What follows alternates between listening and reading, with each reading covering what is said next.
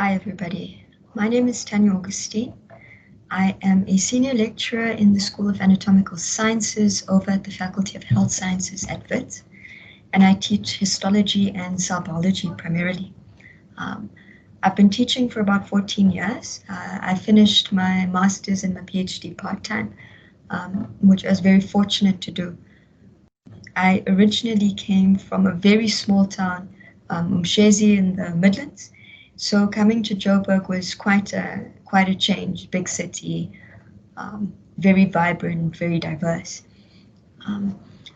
In my work, so in addition to teaching, research, and my research is primarily in the area of tumor biology, although I do dabble in forensic sciences to an extent, more on the experimental side.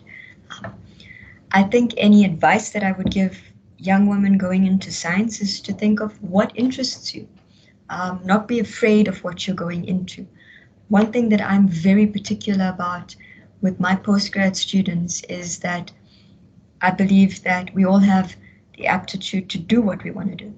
So where perhaps, well, even now, the idea that mathematics or statistics are not for women, that I don't really prescribe to, and all of my students who are predominantly female will tell you they spend a lot of their time not just doing their experimental work, but in analyzing their data and really getting to grips with it. Don't be afraid of it. And don't let people tell you that you can't do it. I think why more women need to choose a career in science is because we need more people in science. We need more scientists. We need in various fields.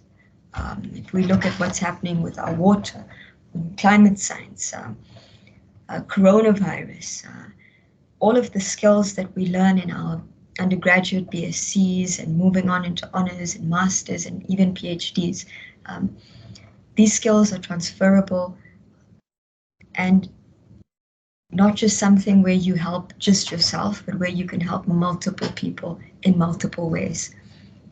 I hope that I will see you on the 9th of August, where we'll have a bit more of discussions around women in science. And I'd like to thank the AP&ES Council for inviting me.